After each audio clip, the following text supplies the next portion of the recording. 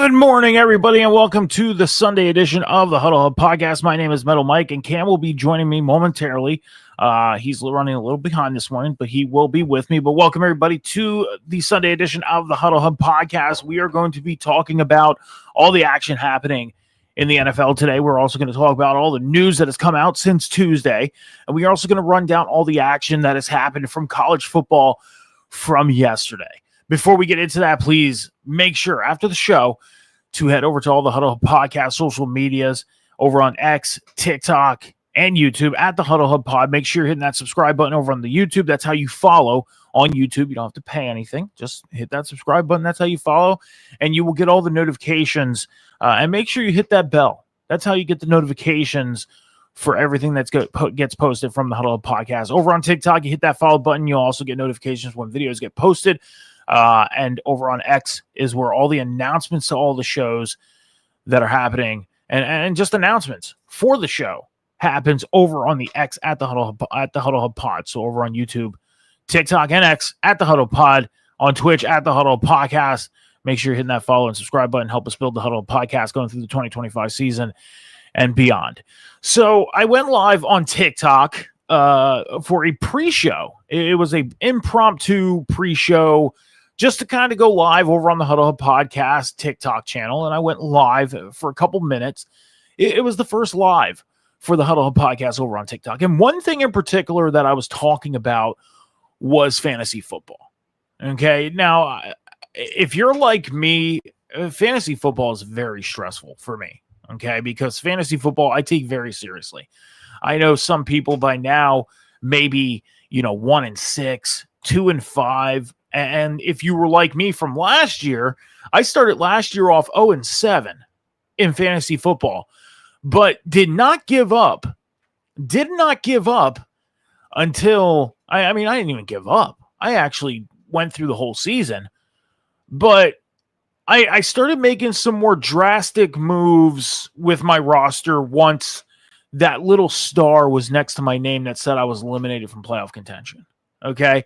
So for example, I had Jalen Hurts as my quarterback, and one of the guys in my league that I'm in wanted Jalen Hurts. He wanted to test Jalen Hurts out as a quarterback.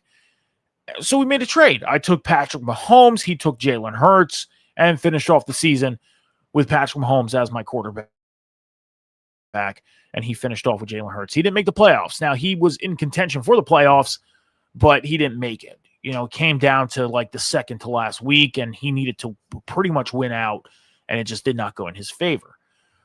I will say this, okay? And this is my thought with today, okay?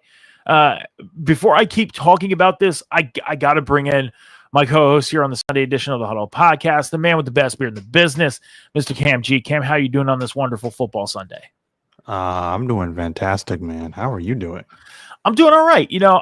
I was just talking about I did an impromptu TikTok live this morning. It was like a pre-show. I did it about 10:30 for about 20 minutes on the Huddle Hub Podcast TikTok. It was just impromptu.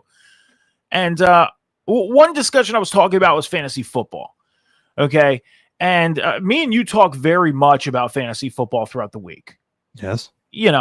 And I said something along the lines like, I'm sitting here 2-5 right now in fantasy football. I have a lot of confidence about this week. I feel like this week is going to be a good week for me. Because I'm looking at my opponent's roster, and he's not in a good position at the quarterback position right now. Jared Goff on the bye week, who is set in his starting position. But he also has Lamar Jackson on his bench, who is not playing this week. So, and for him to make a last-minute move on the quarterback position, it's kind of drastic because he has other guys who are viable to be in good positions for him on his roster. So it's kind of like, does he give up somebody to get a quarterback in there to at least salvage some points? But he's sitting at 2-5, just like I am.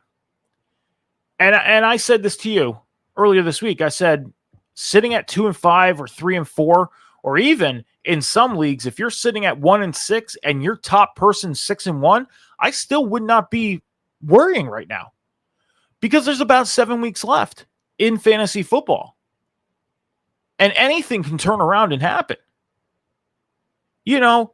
So I honestly wouldn't be worried right now. I'm sitting at 2-5. We have two guys in my league that are 6-1 right now. Another guy's 5-2. I'm only 4 games back with 7 weeks left. Not in a bad position yet. Now, if I were to lose this week, if there was some off chance, as I keep literally updating myself on his roster, and he's yet to make any types of move at quarterback, still has Jared Goff set at quarterback. He has Breece Hall, who's questionable for this week. Yeah, it's kind of like, man, I'm in a good position to pick up a win this week and be 3-5. And if one of those top guys who are 6-1 loses this week, I'm 4 games back, or 2-5. They're 6-1, 4 games. I'll be 3 weeks back with 6 weeks left. So I honestly wouldn't be frustrated right now. I would be feeling pretty good about the position I'm in, even at 2-5. I don't know. What's your thoughts on this? Well, I believe I'm on a 3-game losing streak in my league. Okay. I'm at 3-4. I'm sixth, in the standings. I don't know, man. Fantasy is kind of rough right now. It is. But I don't know. This week, I mean, I don't personally. I don't like my chances. I'm at a 31% chance to win this week. My opponent's at a 69% chance. He's got Xavier Worthy. He's got Baker Mayfield. All are doing pretty well right now with their respective teams. I've got Drake May. I've got Rashid Rice. I've got McMillan, who did pretty well last week for me as well. I've got White. I added, I believe the way you pronounce his name is Algier from running back from Atlanta. Oh, Tyler Algier. Yeah, he's questionable for today. He's not out, but he's questionable for today. Still got Hollywood Brown, Jake Elliott as my kicker, and then I've got the biggest mistake I made from last week was starting. I should have stuck with my gut, but the biggest mistake I made from last week was starting the Vikings defense over New England's defense. New England put up 19 points on defense last week in fantasy, so I should have started them last week. So I'm starting them today. I like my chances there. So who knows? I could come up with an upset today. I definitely sort of kind of like my chances a little more this week than as opposed to last week. So yeah, anything is possible, I guess. I mean, you got a good roster. Rashid Rice is back for the Chiefs, so he's the number one wide receiver for the Chiefs. Xavier Worthy is going to be the number 2. Hollywood Brown is going to be that, backdoor get out of trouble wide receiver for Patrick Mahomes. The Chiefs are slowly getting back to par to where they were at in their success, last year in the wide receiver room. So, I mean, even at 39%, I would have a little more confidence going into you should have a good week this week. Should definitely have a good week this week. Definitely. But let's get into the first subject of the day, which is college football. Cam, I mean, I'll say this, number one, a big topic coming out of college football is the fact that Vanderbilt is they're rolling, man. And I'll say this right now. They were number 10 going into yesterday against number 15 Missouri. They went in, won 17-10.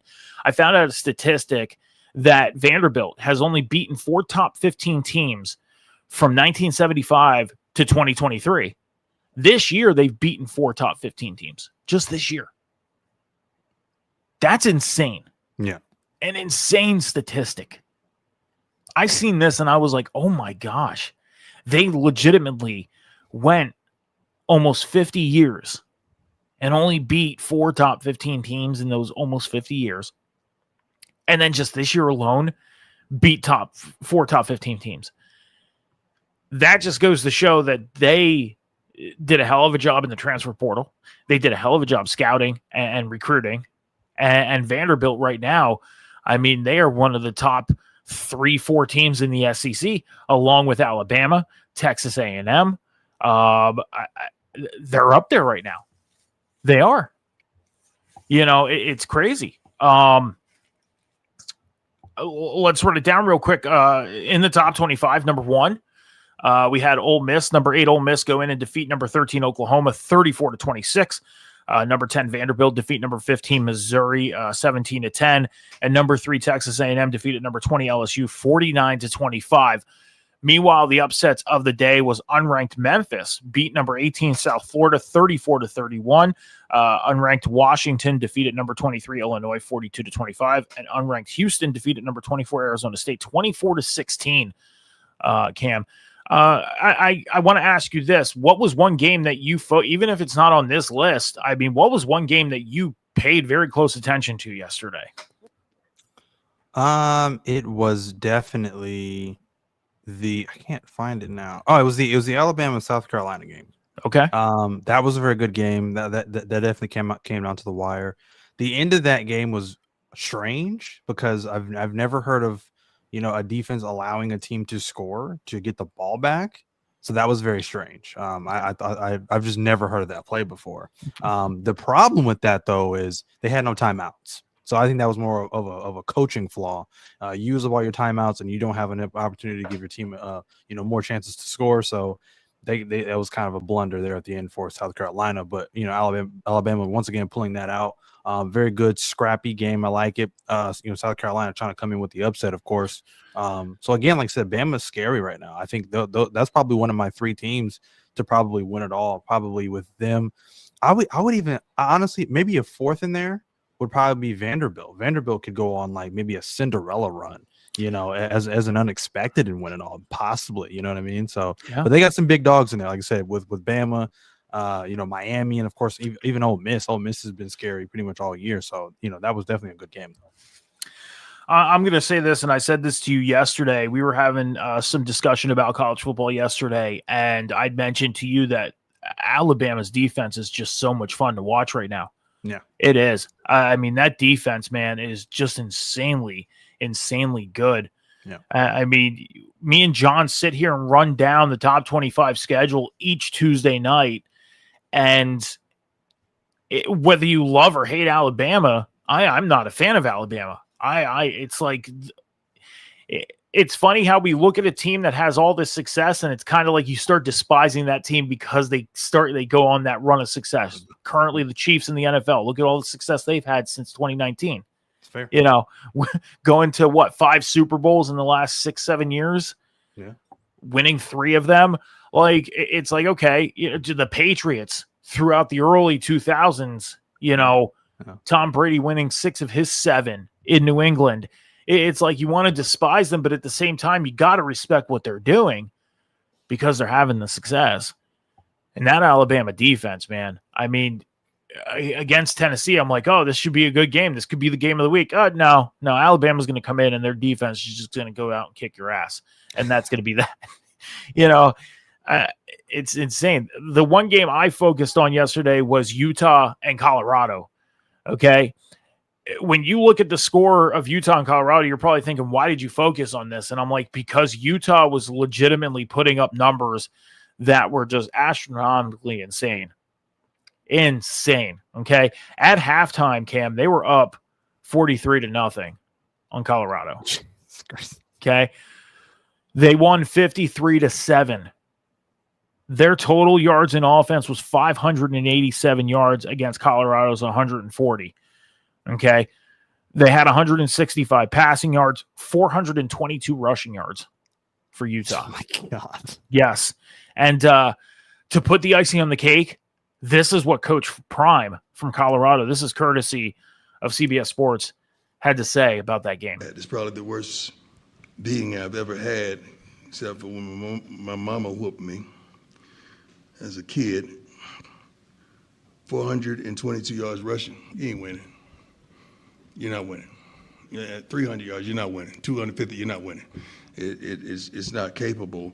Total offense, 140 yards, you're not winning. You're not winning. They had 587 yards of total offense. You're not winning. With that, special teams gave up a fake punt as well as a block punt. You're not winning. So all 3 phases, we got our butts kicked. Let's go. It almost seems like Coach Prime wanted to say something more than just get our butts kicked, but you can kind of tell he was holding something back. From what he wanted to say, really. I mean, just Coach Prime, I got you. Okay, you got your ass kicked. Okay, you got your ass whooped all over that field. Utah came in and just laid the smackdown on you guys, and it's just that. My question for this, Cam, and I want your thoughts on this. Colorado has such a commitment to Coach Prime. Even so, they gave him the big contract that they did. We've seen coaching changes happen the past couple weeks. James Franklin out in Penn State, Billy Napier out in Florida. Do you think Colorado continues to have the belief in Coach Prime for the full term of his contract, or do you think they're going to get sick of what they're seeing sooner than later? That's tough. I mean, probably. I mean, I like Coach Prime, honestly. I just like his, just his no nonsense approach, and he really doesn't care what the media thinks about him. I love that about Coach Prime, honestly. Honestly, if they do cut him, like I said, it would be sad. But at the same time, though, I think maybe it'd be a blessing in disguise.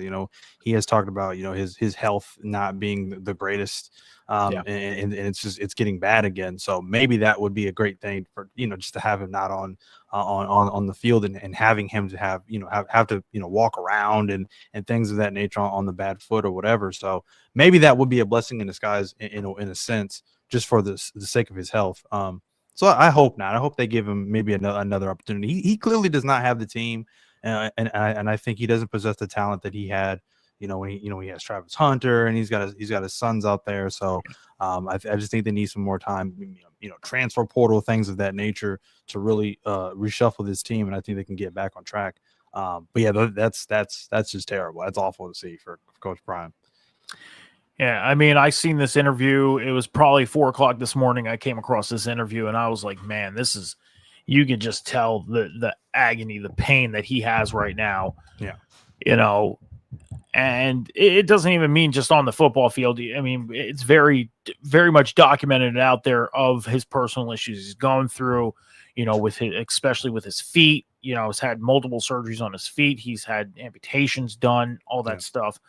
I mean, at some point, he's got to really start thinking about his health. He does, and wonder if the coaching thing is something that he should continue doing, or if it's worth going through games like this, weeks like this, for the pain. I mean, it's understandable. You love football. I love football too, but if you're and you don't want to give up on the kids, I get that. But at some point, you got to start thinking about yourself.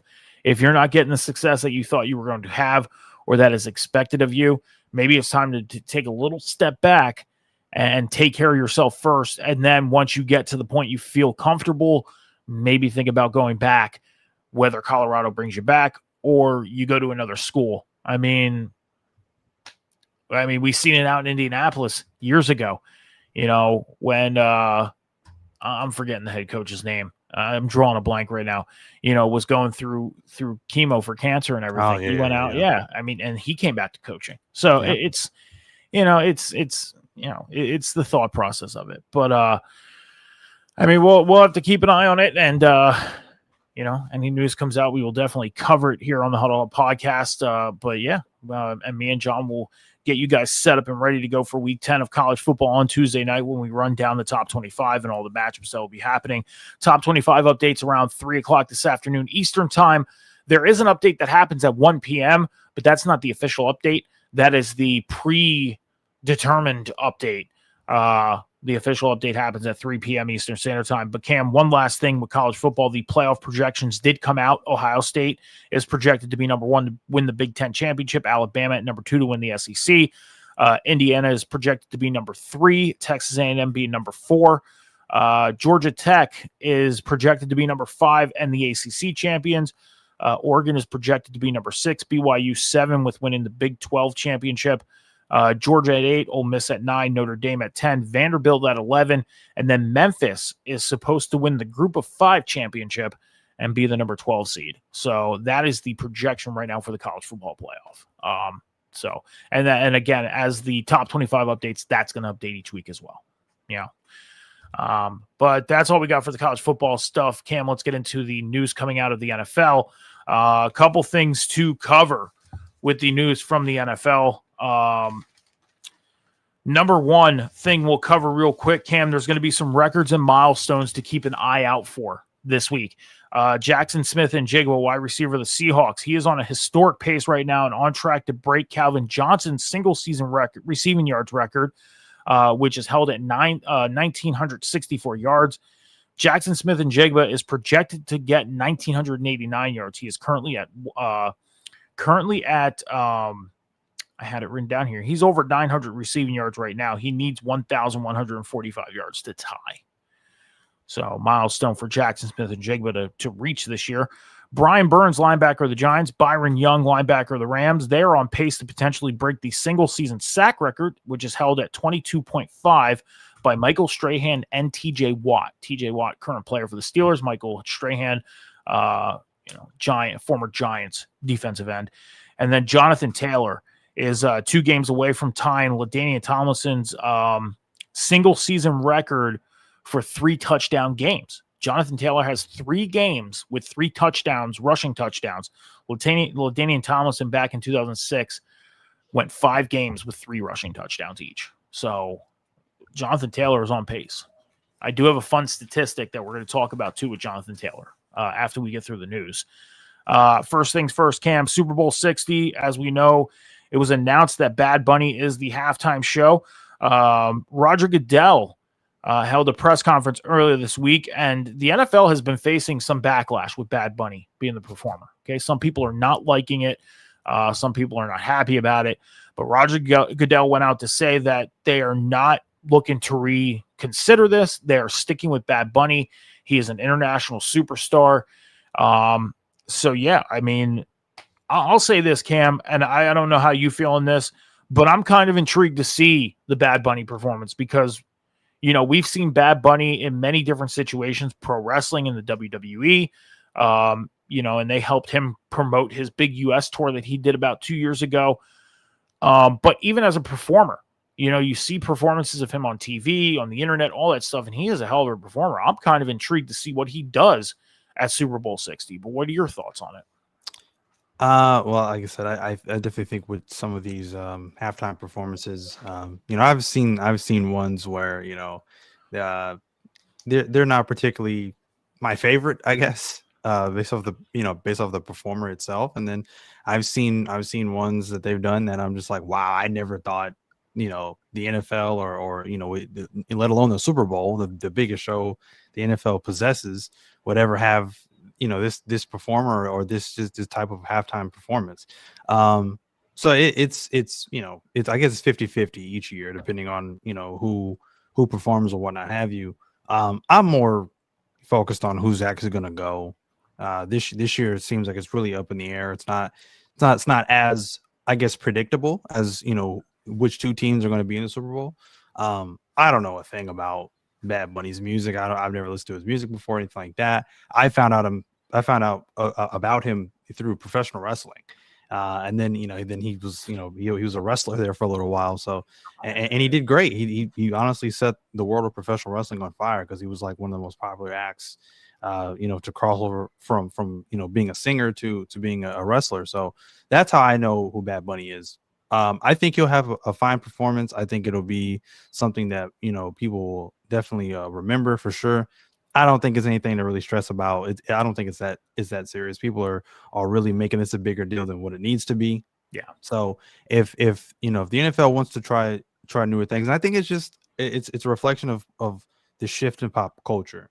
You know, I mean, I think, you know, the 90s was really heavily more, you know, grunge and rock and roll and things like that. So was the 80s or whatever. So as we grow as a society and as we move if things move as fast as they do in pop culture, things tend to shift and change. So that's just the way things are now. Things are more, I guess, you know, pop, more indie things. So it's just the way that, you know, pop culture is shaping up to be nowadays. So I don't realistically have a problem with it.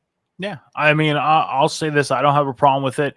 I mean, a lot of people were going online, and I'll say this right now. If there would have been any type of, you know, catch of breath or wind of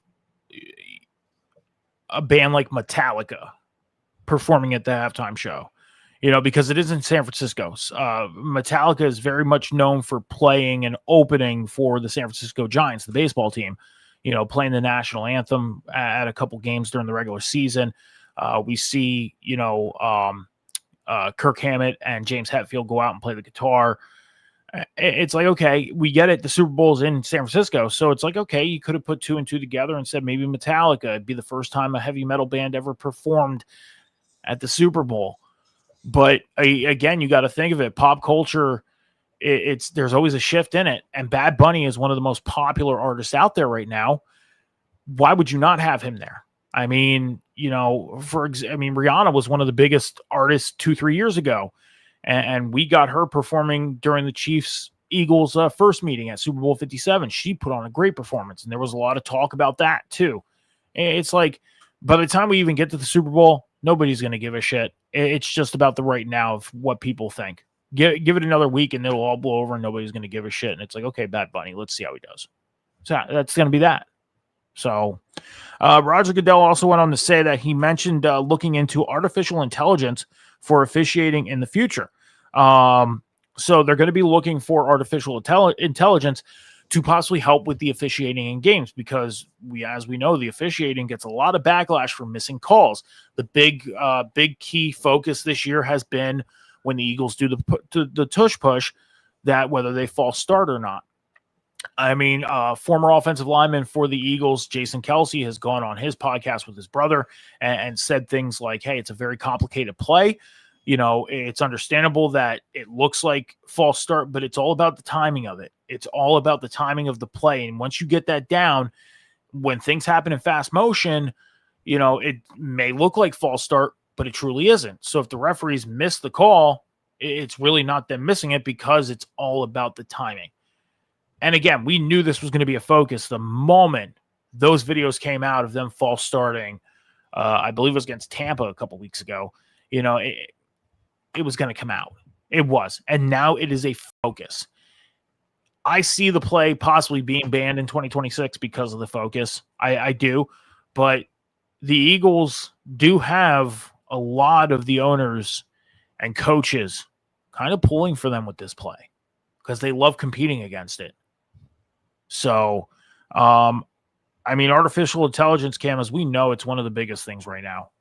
It is. I mean, it would not surprise me if artificial intelligence, it's not going to fully take over the game in officiating, but I could see it becoming somewhat of an assistance. If you have any thoughts on this, I mean, I know we talked about officiating in the past. If you have any thoughts on artificial intelligence possibly assisting officiating. It's not surprising. I mean, AI is pretty much kind of scarily enough taking over you know, more and more aspects of our daily lives. We see it; it's all over social media at this point. And some people use it just for fun. Some people use it as actual tools in different fields of careers and things like that. So it's not surprising that, of course, the NFL wants to try to integrate AI into the game of football. I had said it before, like, you know, I just feel like officiating overall needs to have just a massive overhaul. You know, I just think of the way they officiate and the way they make these calls and things like that. Because it's ridiculous. I mean, like I said, for years now, this isn't even a new thing. For years now, it's just like the modern day fan, you know, even the casual NFL fan really doesn't understand the rule book like that. They may think they do, but they really don't, because they could throw out you know, a flag for something, and the casual fan who watches maybe once, twice a month worth of football will be like, what the heck is that? I've never even heard that rule before. So, and like I said, and it's hard to keep up with that kind of stuff because they tweak the rules. I want to say completely change, but they tweak the rules, you know, pretty much every NFL season. So I would like to see how AI is going to be integrated into the game of football, and really see how that's going to affect officiating moving forward into the future. So very interesting to see how that will play a part. Roger Goodell also did go on to announce that the Pro Bowl festivities have been moved to the Tuesday of Super Bowl week. So instead of getting it the Sunday before the Super Bowl week, it's moved to Tuesday. So we're going to have basically the conference title games, a week off, and then the Tuesday right before the Super Bowl is going to be all the Pro Bowl festivities. So, I mean, it's understandable with that because they have all the competitions and then they have the flag football games. It's not the traditional Pro Bowl game anymore. It's just competition stuff. And to fit that into a regular week, along with the honors awards that happen on either Thursday or Friday night, you know, it's why not? So, a couple other things. Drake Greenlaw, linebacker of the Broncos, he was suspended earlier this week, but his suspension was upheld and appealed, which means he'll be able to play this week for the Broncos. But his suspension is still under investigation because of the fight that broke out last week after the game with the Giants. So he was suspended. Now he's not suspended at the moment, so his suspension is being upheld at the moment. Aaron Rodgers, quarterback of the Steelers, he went out to talk about the Sunday Night Football game this week against the Packers. The Steelers are hosting the Packers on Sunday Night Football tonight, and a lot of people were calling it a revenge game. Well, Aaron Rodgers went on to say this is not a revenge game. This is just another football game. Yes, I played for Green Bay for 18 years. I was drafted here. You know, I have some great memories in Green Bay, but I'm in Pittsburgh now. This is my team. This is who I'm with. Now, the Packers have not won in Pittsburgh since the 1970 season, Cam. So it's been a long time since Green Bay won in Pittsburgh. Very, very long time. So yeah, Aaron Rodgers not calling it a revenge game. Would you consider it a revenge game, or are you just looking at it as another game as a Steelers fan? I mean, it's just another game in my eyes. Now based off what Aaron Rodgers had to say, he's not fooling me. I definitely know there's a part of him that still wants to be able to prove that he can definitely still go, and possibly one up, the new Packers lineup for sure. That's just the way I look at it. I feel like the Packers probably have the same mindset. They probably have this circled on their calendars, I'm sure, for weeks now, to be able to show up Aaron Rodgers. It's all about that one-upsmanship whenever a particular player is once a franchise player for a team and then they move on to someone else. There's always that bit of I want to say animosity almost, and they want to get back at him for leaving the team. So he can say whatever he wants to say, but I'm not buying that. I definitely think he's wanting to desperately win this game just as much as he did week 1 against the Jets. So yeah, this is just as important. No, definitely. The Titans, they went out to say yesterday that they are open to trade offers. Now, Cam, the trade deadline is coming up. It's not this Tuesday, but the following Tuesday after during the week 9 week. So I believe the trade deadline is the first Tuesday in November is the trade deadline. Okay. Now the Titans, they went out and they mentioned that they are open to trade offers for any player on the roster. They have exempted 2 players, quarterback Cam Ward, the rookie, and defensive lineman Justin Simmons. Those are the only 2 players that aren't available for trade. All their other players are available for trade. So the Titans are pretty much opening the door and saying, hey, if you want to call us about, this guy, make us an offer. So the Titans, I think, are officially in rebuild mode. I think that's it. I think they've accepted it. So if you're a Titans fan, I wouldn't expect them raising that Lombardi trophy this year, or maybe even next year. Give it some time. Kirk Cousins was named the starter for the Falcons this week. Michael Penix Jr. is out. Kirk Cousins is in. Now, we haven't seen Kirk Cousins take a snap since, I believe it was week 14 last year. Michael Penix started the last 4 or 5 games last season. So Kirk Cousins is going to be starting and under center for the Falcons. And my question for you, Cam, is if Kirk Cousins goes out there and makes a bang, do you think it might be the start of a quarterback controversy in Atlanta, or do you think that's Michael Penix's team at this moment? I think that's Michael Penix's team. If they've learned anything from last season, Kirk Cousins is good for maybe a couple of games, maybe mid-season, and then he just kind of reverts back to doing Kirk Cousins things. So I think he missed his opportunity already. Again, he's the backup for a reason, but I think Michael Penix has showed a lot of promise, a lot of growth this season, to where I think that's his team. So it really doesn't. I don't think it matters whether he throws for 4 touchdowns and 400 yards. That's great, but I don't think that's enough to switch back to Kirk Cousins. I think that's the wrong move in general. I think so too. I think Michael Penix has won over the city of Atlanta and Atlanta Falcons fans. I think he's won them over, and they're comfortable with him being the quarterback now. And he's young. I mean, it's basically year number 1 for him. Last year was his rookie year, yes, but he didn't play the whole year. Yeah, he didn't. He did cleanup work to try and help the Falcons possibly make the playoffs last year, which came down to the final week of the season. It didn't happen.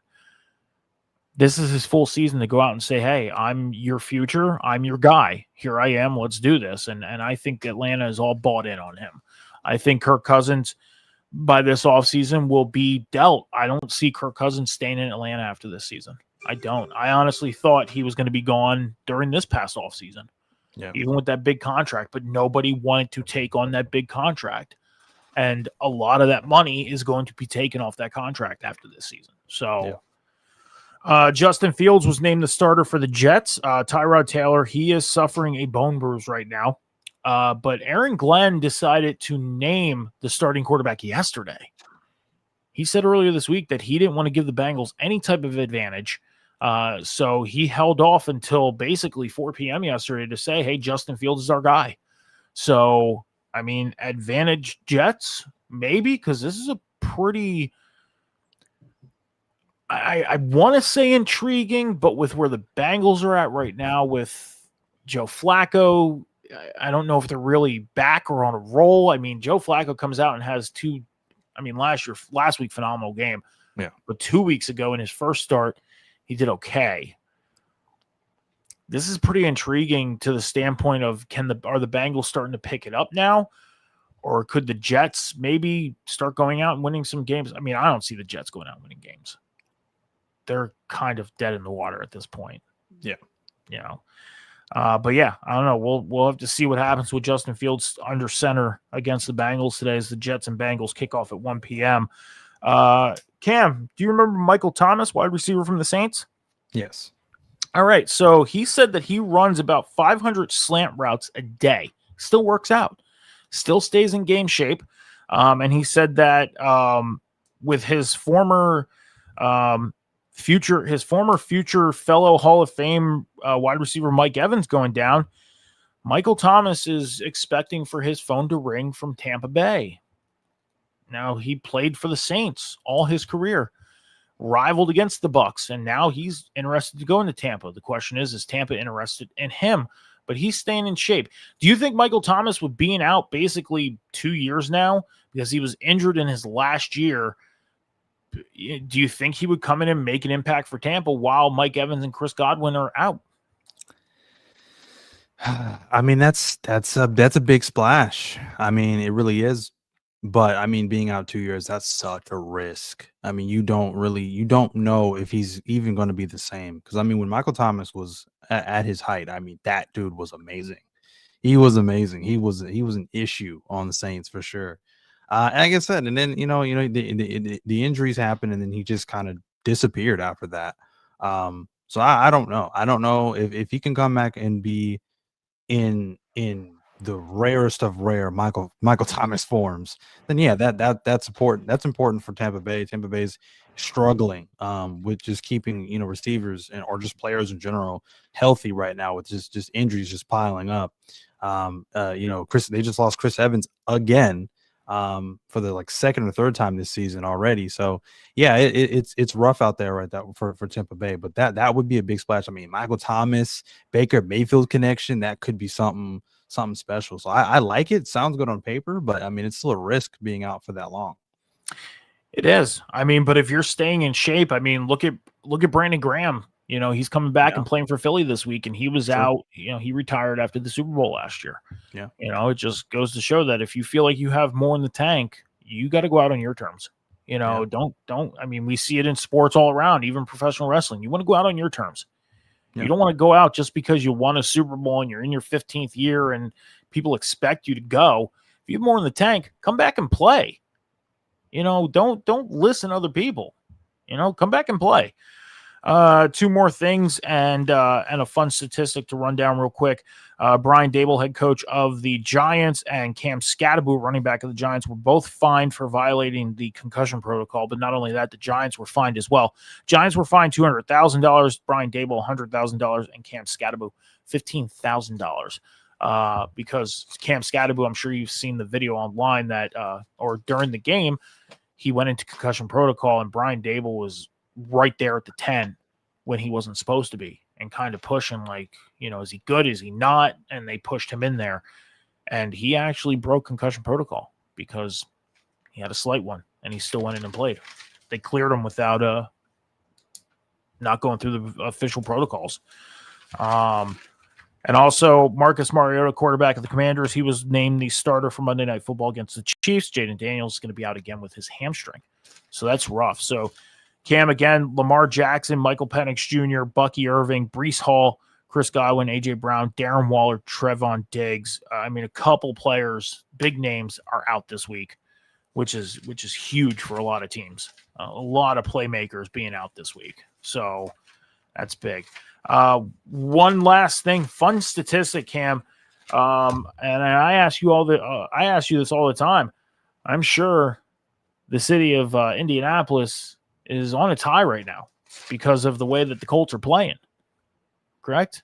Yes. I mean, it's got to be exciting out there. I Yeah. mean, with Indiana University of Indiana, the way the Mm-hmm. position they're in right now, the Colts. I mean, things are rolling for football out there right now. Jonathan Taylor, running back of the Colts, he leads the league in rushing right now. 131 carries, 697 yards, and 10 touchdowns. That's where he's at with 3 games. 3 games having 3 touchdowns in each of those games. Again, he's 2 games away from tying the record of LaDainian Tomlinson from 2006. There are 10 teams right now with less rushing yards than Jonathan Taylor. You want to hear those teams? Okay. The Tennessee Titans, 530 yards. Now, remember, Jonathan Taylor, again, 697 yards. The Titans, 530 yards.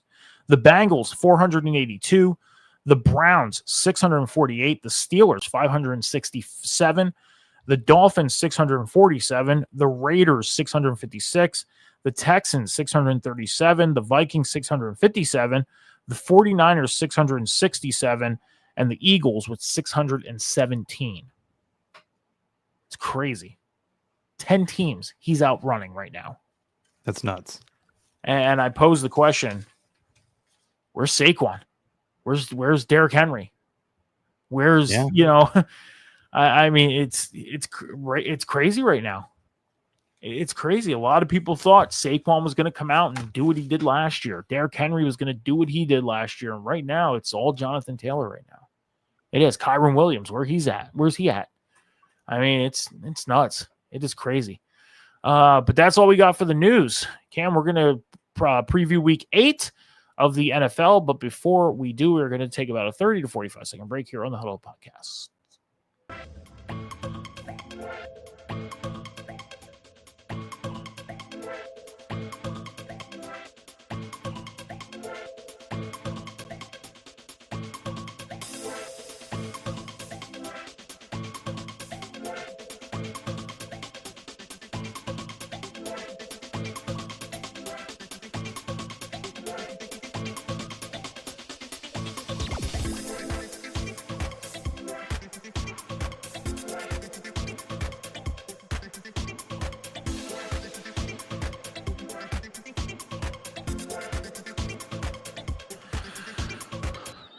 All right, so please make sure after the show to head over to all the Huddle Podcast social medias on X, TikTok, and YouTube at the Huddle Pod. You got to hit that subscribe button on the YouTube. That's how you follow on YouTube.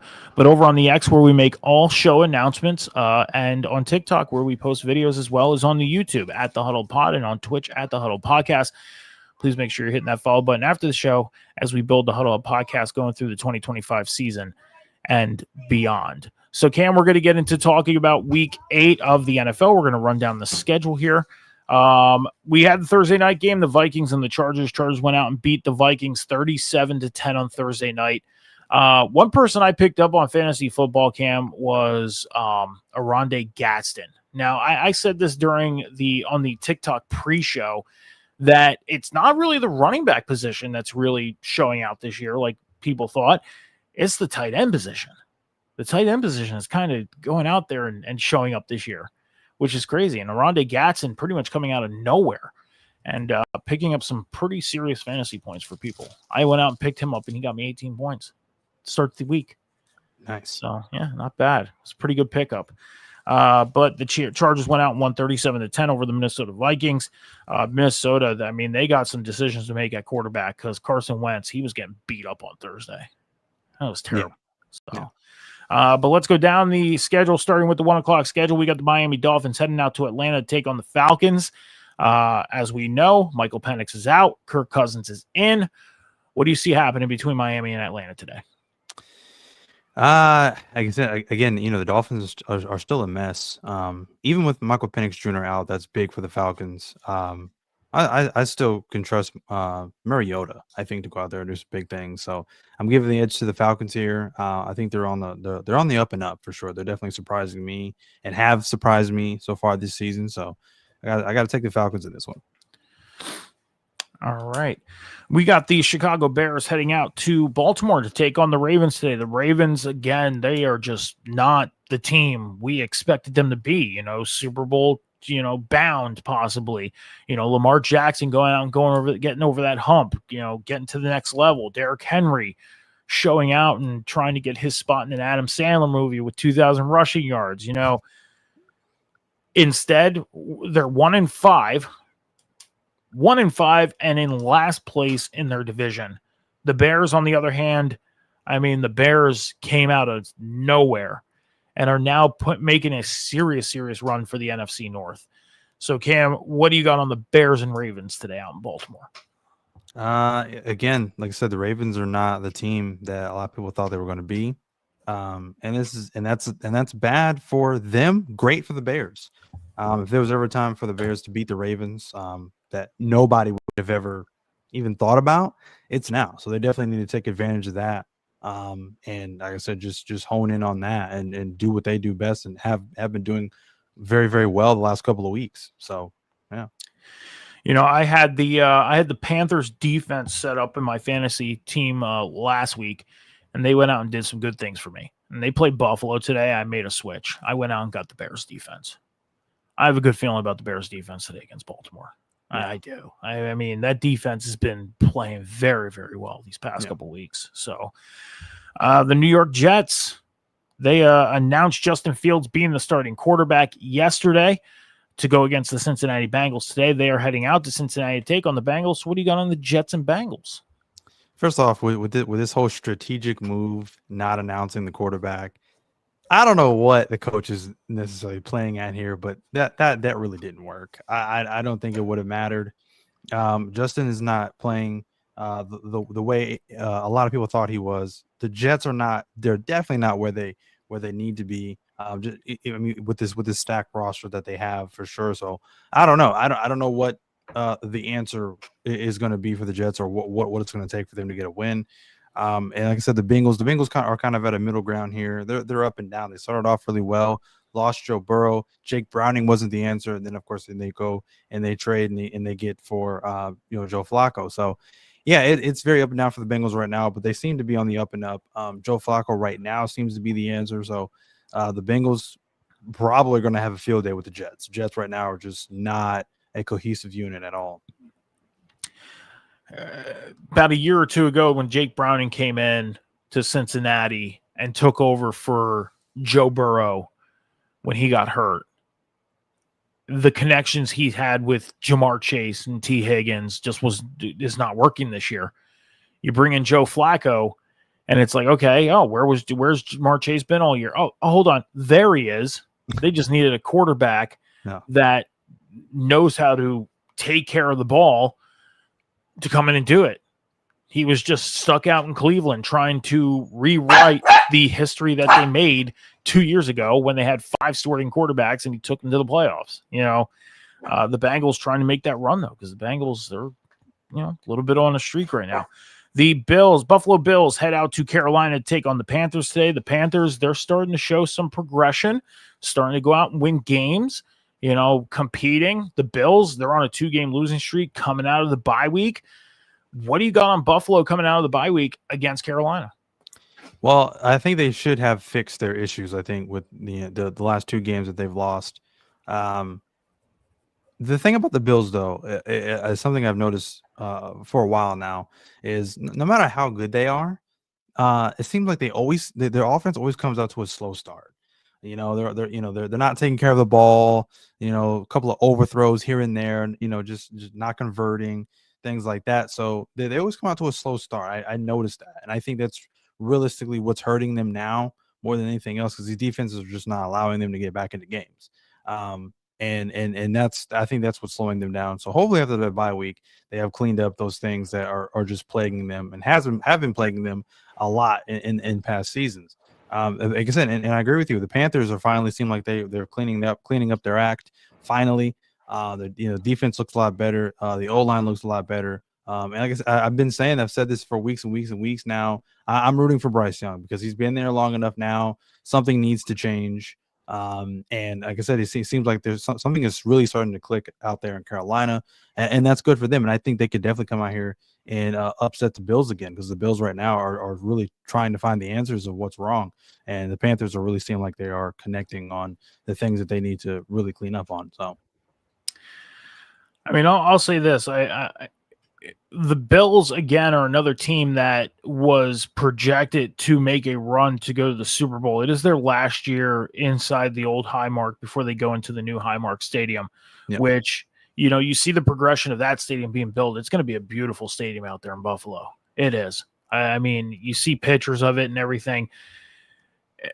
And this offense of Buffalo, early in the season, they come out, they're cooking, they're rolling. And then they just hit that wall against New England, on Sunday Night Football. And then they come out the following week and they hit another wall. And it's like, man, what happened to Buffalo? What happened to them in that week between the game before the Patriots and the Patriots game? And then James Cook getting slowed down the way he did. Josh Allen getting slowed down the way he did. It's like you really hope that this Bills team goes in, figures things out during the bye week, and comes out and wins and gets back on track. But at the same time, you want to see a player like a Bryce Young and that young Panthers team with Tatarian McMillan and Xavier Legette, go out and have the success, because, it's been such a bad vibe out in Carolina as of late. Yeah. So it's like, this is probably a game that you really want to have your eyes on just to see what happens in it, because these are two teams that are looking in the mirror and saying, yeah, it's not a conference game. It's not a division game, but this is a game we need to go out and win today. Bills because of the 2-game losing streak, but the Panthers because of the progression they've been on. Yeah. So the San Francisco 49ers, they head out to Houston to take on the Texans today. We've seen the Texans kind of slowly pick things up a little bit. The defense is looking a little better as of late. But the 49ers, I mean, they're going out and winning games with backups. Mac Jones, picked up as a free agent this year, while Brock Purdy's on the bench after getting a big contract because of an injury. We don't have a Brandon Ayuk in there at wide receiver. Juwan Jennings has been battling on and off the field with an injury. I mean, Christian McCaffrey has been the healthiest player on that offense. George Kittle came back, no targets last week, nothing to do with him but blocking. And this 49ers team is still going out and winning ball games. It's like, I can literally sit here and say this today, Cam. If the 49ers were at full strength and had all their starters, their stars in, this team, I feel like, would be unfreaking stoppable in the NFC. But what's your thoughts on the 49ers and Texans today? I mean, I don't. The Texans again is a question mark right now for me. Yeah, they've made some strides and things that they need to clean up. But I don't know. They're just not. They're not the team that I expected them to be. Especially with CJ Stroud. I'm a big fan of CJ Stroud, but it's not what it was when he first went out there, when he first took that field for the Texans. So there's definitely some things that they need to find that's just not working right now. With the Niners, like I said, you said it best. They're going out winning games with backups. That team's just undeniable right now. They are also a force. If the Colts are a force, so are the 49ers, because that's very impressive to go out there even without your stars at full strength and just be able to win games. This is a very determined, I would say, 49ers team. So this could be another game to watch out for. Yeah, definitely. The Cleveland Browns, they head out to New England today. Oh my gosh. The Cleveland Browns, they head out to New England today to take on the Patriots. The Patriots have had the hot hand as weak as lately as I get so fucking tongue-tied. This sucks. I'm trying to talk so fast. Let me start over. The Cleveland Browns, they head out to New England today to take on the Patriots. The Patriots, as of late, has been having a hot hand. They've been going out, winning games. They beat the Bills. I mean, they're on a little bit of a streak themselves. What do you got on the Browns and Patriots today? Again, the Browns still trying to find answers for sure. I don't know if Dylan Gabriel is going to be the answer for them. He's not even necessarily playing bad football, I guess, but it's not good enough for the Browns standard. The Patriots, like I said, they're surprising me. I didn't expect much out of the Patriots. I probably would have given them maybe another 2-3 seasons before they really start to put together something impressive, I guess you could say, or something that they are a threat in the AFC. So Yeah, they're surprising me for sure. And I expect them to keep this up, especially after beat the Bills. I mean that high that they're riding on right now, just after beating such a high caliber team. I don't expect them to just squander that within the next couple of weeks. So it's a very impressive team, and like I said, they could be a team to sneak into the playoffs and really make some noise. At the beginning of the year, the Patriots were projected to go to the playoffs. A lot of analysts were saying that the Patriots were going to be a playoff team this year. And I'm sitting here thinking, where do we see this Patriots team becoming a playoff team? Yeah. And it's like Drake May's going out there and having phenomenal games to the point where I look up milestones and records that could be broken each week, and his name always seems to be on the list of milestones and records. I mean, he broke a Tom Brady record last week, a record that seemed possibly untouchable for a while in New England, and he went out and broke it. It's like now Tom Brady's records, which has been currently in the past 10 years, have been set, are now being broken by him. So this Patriots team, I mean, I think once they start getting into the division play deeper into the season, against, the Jets should be easily to go out and beat them. But the matchup with the Bills again, the Dolphins, who knows what they do in the next couple weeks, whether they clean things up or not. I mean, they've been having it rough out in Miami. The Patriots, could they sneak in and possibly win the division if the Bills continue playing the way they did, the last couple weeks? Who knows? Last game of the 1 o'clock set, the New York Giants head into Philadelphia to take on the Eagles today. We've seen the matchup a couple weeks ago on Thursday Night Football. The Giants went in and just took care of business. Could the Giants go out and take care of business today in Philadelphia? What do you got? Man, like I said again, that soft spot for the Giants. I feel for them. I feel for them after the last game they had against the Broncos. They realistically should not have lost that game. I think the defense honestly just let them down, and that's just unacceptable. You can't be up 19-0 and allow the team to get back into it and win the game. So they definitely have to clean things up on defense, because that's ultimately going to be the thing that comes down to the end. When they're neck and neck in these tie games or in overtime and things like that. So they definitely have to hone in on their defense for sure. Jackson Dart, I wasn't sure. I mean, after they beat the Chargers, I really wasn't a believer. I'm gonna be completely honest with you. But like I said, I've seen enough of him. After they beat the Eagles the first time, I was like, okay, I'm definitely a believer of him now. I think they have found their for sure quarterback with Jackson Dart. And like I said, Cam Scatterbull, he's going out there and he hasn't necessarily put up big numbers. I mean, like Derrick Henry and Saquon Barkley numbers necessarily, but the guy has just he runs hard, he runs violent.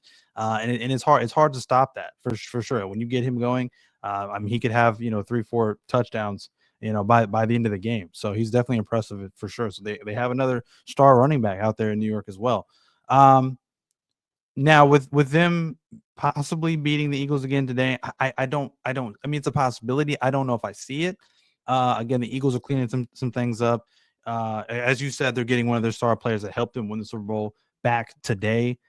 So the Eagles, I think, are really starting to put things back together and clean it up there. Like I said, I'm still looking for them to get Saquon more involved. And I think that's a key for them on the ground. They definitely have answered that question that I think a lot of people have been asking is, can Jalen throw downfield? Why are we not seeing him throw more? Why is he not throwing more? He seems to just really be handing it off to Saquon a lot. So that was a big question, and I think he silenced a lot of those doubters the last game that they had. So once you get him going and those questions are starting to be checked off, that's dangerous. That spells danger for the rest of the NFC. So I don't know if I see the Giants getting lucky again here with this game because I think the Eagles are going to be ready for them this time around. I mean, the Giants team blew a big lead last week against Denver. That's got to hurt. I mean, and to know that your kicker, who is not on the team anymore, missed 2 field goals last week that could have possibly won you the game. It's like, okay, they seen where their mistake was. They got rid of that. But now it's like, okay, this defense has to go out and if you have a big lead, this defense has got to go out and take care of business. They got to stand their ground. I mean, this Giants team, I'll say this, Jackson Dart and Cam Scatterbo coming out, being that 1-2 somewhat, it's like it was kind of a surprise. And I said this last week, this team has got to keep it going. That's going to be the question mark. Can they keep the success going? And it seemed like the first 3 quarters last week, it was like, okay, the Giants might have something here. But then they let Denver come back and win this ball game. And that falls on that defense. So on the offensive side of the ball, it's like, okay, you got it rolling. You got to get your defense to stand their ground as well. And I'll say this, I would not discount the Giants today. I wouldn't take them lightly. I wouldn't look at them as a bypass for the Eagles, especially after 2 weeks ago. And even last week against the Broncos, I still would not overlook them because they are coming out and showing that they can go out and win ball games. But at the same time, can they keep it going? Can they keep that going? The offense has got the stride. Now it's about that defense. And Cam Scatterbo, I'll say this kid, he put himself in running for Rookie of the Year instantly. I mean, Tyrone Tracy, that was supposed to be his team as running back. And he goes down. Cam Scatterbo comes in, and Cam Scatterbo says, hey, I'm the guy. Just leave me in there. And he's been taking care of business ever since. So we'll have to see what happens out in Philadelphia today with the Giants and the Eagles. Let's head over to the 4 o'clock set of games. The Tampa Bay Buccaneers, they head into New Orleans to take on their NFC South rival, New Orleans Saints. The Bucs, again, Mike Evans, Chris Godwin, Bucky Irving, all down. That offense has kind of collapsed with injuries. And even Baker Mayfield, who's kind of dealing with some nagging injuries as well as it's being rumored. Meanwhile, the Saints, they're trying to win games, but not pulling it out. What do you got with Tampa and New Orleans today? The Saints, they have that one win against the Giants. I think they just caught the Giants at a weird point during that game and just came back. I mean, again, that just falls on that Giants defense, as we were just talking about, allowing teams to get back in games. Again, the Bucs, much like the 49ers, are still finding ways to win games or stay in games. They definitely struggled against the Lions. That Lions defense just was all over Baker Mayfield, just was not allowing him to do anything with that ball. I don't see the Saints having the same caliber or same quality defense like that. So I see the Bucs have an easy day. I don't see the Saints really giving the Bucs too many problems. Other than that, like I said, this Bucs team has just been all over a lot of people's radars because they're just so good right now. Especially Baker Mayfield. Like I said, I can't say enough about the guy. He's definitely has turned things around, especially after people who are sports analysts, just talk so bad about him. He's definitely turned things around. And I'm very impressed with this Bucs team as a whole. I mean, Baker Mayfield, he's arguably one of the top 4 quarterbacks in the league that are in the running for MVP this year. That's no question. He's in that talk, along with Daniel Jones out in Indianapolis. If Jalen Hurts keeps up his throwing, there's a possibility Jalen Hurts could be in the running for MVP. Who knows? So it's definitely going to be a field of quarterbacks that get bad talk that may be in the running for MVP this year. And people that want to talk bad about him, they're just going to have to deal with it. That's that. Baker Mayfield, Jalen Hurts, Daniel Jones. It is what it is. And I'm guilty of talking bad about Daniel Jones because I didn't think he was going to go out to Indianapolis and do what he's doing. Nobody did. No, but he is. And that just goes to prove my other point is sometimes players just don't fit in certain systems. And when they find the system they fit in, they succeed. They thrive. And Daniel Jones very much fits in the Indianapolis system. He's proving that in the first 7 weeks of the season. So speaking of Indianapolis, the Tennessee Titans head out to Indianapolis to take on the Colts today. As we know, the Titans are very open to trade offers for pretty much their whole roster. Do you see this being an easy day for Indianapolis against the Titans today? Yeah, I think it should be a field day for the Colts. Honestly, another easy pickings, I do believe. The Colts right now, I said again, I see them all over the news now. More than any other season in the past, I think, or the last few seasons for sure. Sitting pretty at 6-1. They are a force to be reckoned with. Very scary team, best record in the NFL right now. I don't know. I don't know who can stop the Colts right now. I really don't know. It certainly isn't going to be the Titans. This definitely could get ugly very, very quickly for the Tennessee Titans. Yeah, I think so as well. I mean, hats off to Cam Ward, number one, for trying to go out and kind of quiet the people trying to get. I mean, you see his press conferences each week. People are just there trying to nag him about, hey, what's going on in the building? Is they're talking about your number one. The coach ain't getting fired. Vrabel's not going anywhere. He just got there. Yeah. I mean, he's not. Oh no, not Vrabel. Sorry, Vrabel's out in New England. What am I talking about? But anyways, I mean, they again, yeah, they just fired their head coach. That's right. Tennessee just fired their head coach. So I mean, the coaching staff ain't going to change. That's they're not going to go out and fire a head coach and then say, hey, you're the interim. You're not doing what we want you to do. You're fired. No, right. They're in rebuild mode right now. Tennessee, there should be no expectations whatsoever out in Tennessee. As a matter of fact, Cam, we do this each week, and we're going to do it again. Okay. We're going to see how much it is. It's in Indianapolis today, but we're still going to look up the Tennessee pricing for the next Tennessee Titans home game. Okay. The next home game is on November 2nd against the Chargers, which is next week, next Sunday. $30 to get into a Titans game out in Tennessee. $30. So you want to go to a Titans game? They lose this game. I wouldn't be surprised if there's some discounts. No, that price will drop. I mean, 2 years ago, the Panthers were selling tickets for $12. And then there was rumor that on the radio stations out in Carolina that they were giving tickets away if you just showed up. That's crazy. So imagine living out in Carolina. You want to go experience an NFL game, whether your team sucks or not, go experience it. It's cheap. Go. Right.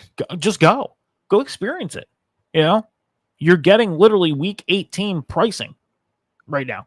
Right. Because a ticket for week 18, I mean, you can get to any NFL game in week 18 because you're seeing backups and everything, but it's still an experience to go to an NFL stadium. Right. It's an experience. It is. I've been to a few week 17 games before we got to 18 weeks. And I'll say this, even though I seen backups play, it was still a fun experience. It was. Right. So last game of the 4:00 set, the Dallas Cowboys head out to Denver to take on the Broncos. The Broncos making the biggest comeback deficit in NFL history last week against the Giants. Now they play another NFC East team in the Cowboys. What do you got in the Cowboys and Broncos today? The best thing about the Dallas Cowboys right now, the three best things I could honestly say is Dak Prescott, CeeDee Lamb, and of course, George Pickens. Especially Dak Prescott. The guy has been playing some squeaky clean football. I mean, the last 3 weeks, he's averaging at least 3 touchdowns a game. I think last game he threw 4 touchdowns. His passer rating is like 130.5, something crazy like that. He's playing probably some of the best football I think I've seen him play in a while. Is that it? Now the biggest question is that going to amount to anything towards the end of the season? Is that going to amount to anything post-season if they make it? That's the big question, because that's the thing that's always plagued the Dallas Cowboys. But other than that, the offense is on fire right now. Last week they got whooped. So I don't know. I don't know what to expect from the Dallas Cowboys. It's really a roller coaster ride. They're playing good football, but it may not be good enough. The defense, I think, is really what is letting them down right now. The offense, though, I think is firing on all cylinders. The Denver Broncos coming back again, like I said, from a 19-point deficit and beating the New York Giants is very impressive. This is another determined team. Bo Nix is playing some great football right now as well. I'm looking at the Broncos. I think I might give the slight advantage to the Broncos. This could be a shootout. Honestly, with both of these quarterbacks going out there and just slinging the ball all over the field, this could be a very big game of the week as well. So who knows? This could go either way, realistically. I mean, the Broncos are 5-2, leading the AFC West right now. The Cowboys 3-1. They are second place in the NFC East right now. I'll say this: the Cowboys, I think, have met expectations. Have already met the expectations of some people. Now it's all about them superseding the expectations. Dak Prescott is going out and he's looking great this year. He is. That's undeniable. The question is can the rest of the offense help Dak and the rest of the team get to where they want to be? That's going to be the big question. You know, you go out, you win a game big one week. The next week, you go out and you blow a game. The following week, you go out and tie on Sunday Night Football and arguably one of the best games of the season against the Packers. Where the Broncos, I mean, I said it last week that they didn't look like the Broncos team we expected, but when you look at it on paper, they were 4-2 going into last week, one of the top defenses in the league. And the offense, a little shaky, but still getting the job done. The Broncos are kind of that, we may not look good on your screen, but we're 5-2 in the lead of our division. And by the way, I believe they're a top 10 defense right now. So the Broncos, man, I kind of take back what I said last week. They may not look good on screen at first, but shit, 5-2 right now. And they're leading the West. The Chargers are in second place. The Chiefs are in third. We're at the midseason point almost. Yeah. And the Chiefs are in third place. Crazy. I still don't think the Chiefs make the playoffs. I'm just saying that. I don't believe the Chiefs make the playoffs. I don't. Sunday Night Football, the Green Bay Packers head out to Pittsburgh to take on the Steelers. The Packers have not won in Pittsburgh since 1970. Could the Packers go in and beat Pittsburgh tonight and break that almost 50-some-year streak? What do you got on the Packers and Steelers? I mean, I said it last week after that heartbreaker against the Bengals. I'm curious to see how they bounce back. I want to see how they bounce back, how they pick themselves up, and specifically in this game against a very good Packers team. That they still scare me, even with the tie. They still scare me for sure because they're realistically really, really good. Against the Cardinals last week, the Packers, they looked like they were going to lose that game. I mean, they struggled in that game, but they just came all the way back, kept playing through it, and won that game and pulled it out. So again, this is something that I'm looking forward to. Obviously, obviously as a Steelers fan, they have to defend home turf, if you will. And like I said, it's very important because, like I said, Aaron Rodgers is playing his old team. So I'm expecting a very competitive game with this. I don't really know who I'm looking for to give the advantage to. Again, like I said, the Packers, they scare me. I can't say that enough. They still are a very good team. They've cleaned it up. They had a blemish here and there with that tie with the Cowboys and then the slip up and loss to the Browns. But they've cleaned it up since then, I think. So, again, this game can go either way. I mean, I'll say this. Aaron Rodgers has been looking very, very good for Pittsburgh. And yeah, it is all about the bouncing back and off that loss against the Bengals. I think it was a slight hiccup for Pittsburgh. Again, Pittsburgh, I think, is over just like, the Cowboys, overseeding people's expectations. Because Aaron Rodgers, he went to New York, was out for the year with an injury after 4 plays. And then last year, even with a not so good a team around him, put up some pretty good statistics. Now, I'll say this. I've been saying it since he signed his contract with Pittsburgh that I felt like he was going to have a good year because of his engagement with the team, because of him doing different things off the field to get to know the guys he's sharing the field with, something he did not do in New York. Something that he committed to in Green Bay. And that stuff does make a difference because if you have a good off-the-field relationship with the guys that you're on the field with, you're going to have a great on-the-field relationship. I mean, there's a video going around last week that one of his offensive linemen literally tackled him after a touchdown, and they ended up joking about it afterwards. They're still cool and everything like that. It was just the heat of the moment that Aaron was like, "You can't tackle me, dude. Like, I'm the quarterback. You can't do that stuff." And the player was like, "Yeah, I'm sorry, dude. Like, I didn't mean to do that." So, I mean, it's kind of cool to see Aaron Rodgers and how he is embraced going to Pittsburgh and what he wants to accomplish in Pittsburgh. Pittsburgh right now sitting on top of the AFC North. The expectancy of Baltimore to be there right now and Pittsburgh not to be, it's like, again, Pittsburgh's going out and taking care of business. Yeah, had the small hiccup last week against Cincinnati. I don't think that Cincinnati loss is going to hurt them in the long run. I don't. I still think this is Pittsburgh's division to win. I still think Pittsburgh, who knows? Maybe Indianapolis slips up and Pittsburgh grabs home field advantage by the time we hit the playoffs. If they keep playing the way they do and Indianapolis has a slip up, you might see Pittsburgh hosting the playoffs. You might. And there's a possibility because they're only one game back from Indianapolis. They're not far.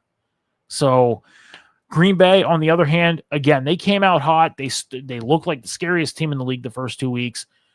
Then they go out and lose to the Browns. Then they tie with the Cowboys. They bounce back and beat the Bengals. They beat the Cardinals. Almost looked like you said, almost looked like they were going to lose to the Cardinals last week.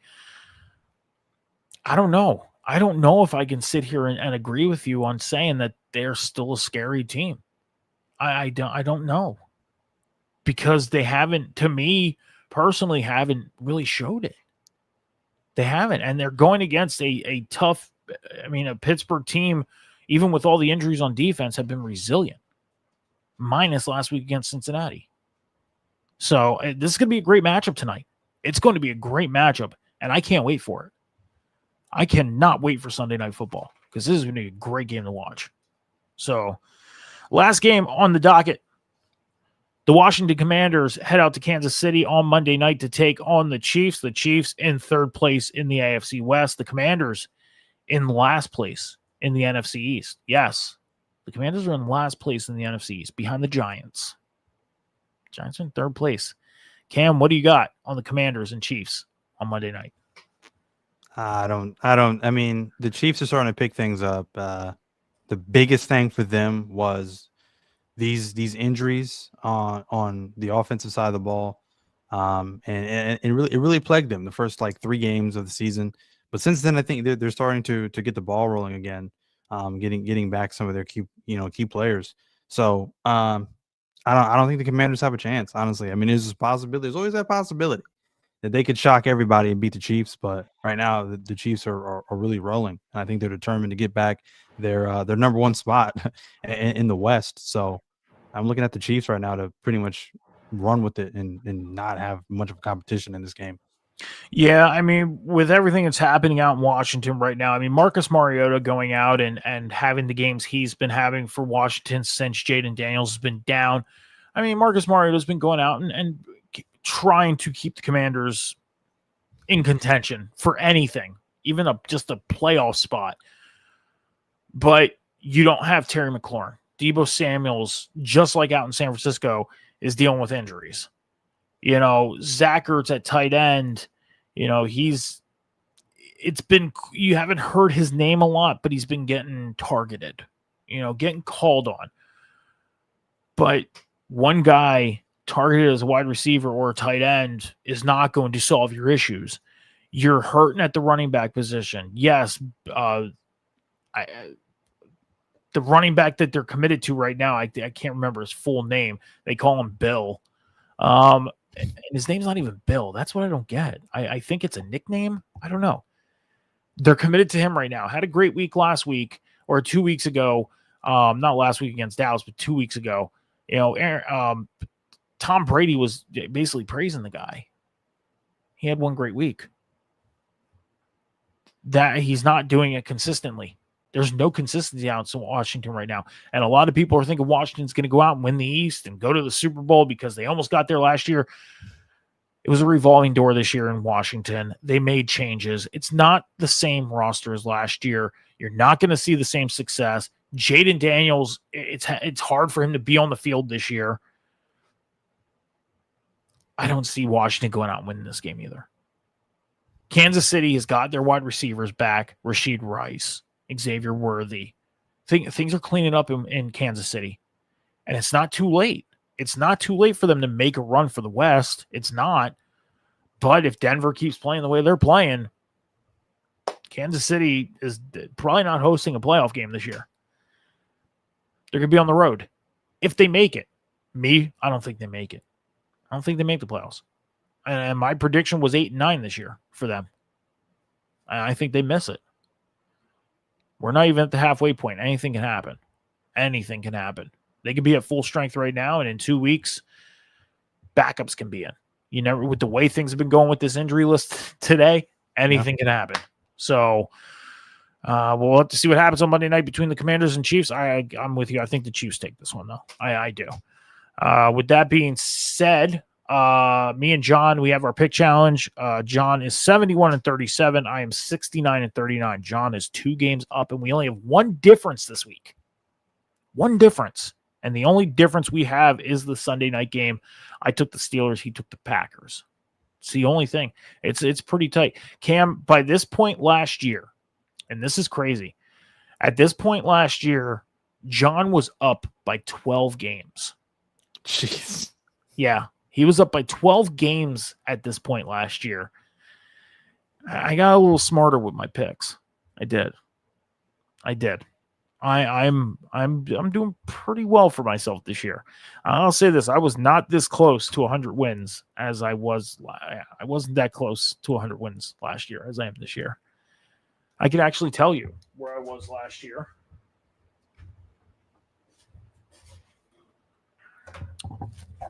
Yeah, I keep my notebooks. I keep them. Last year at this point, come on, week 8.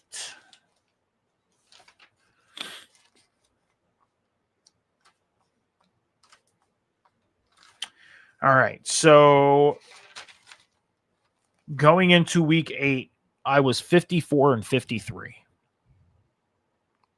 I'm 69-39 this year at this point. And then at the end of week 8, I was 64-59.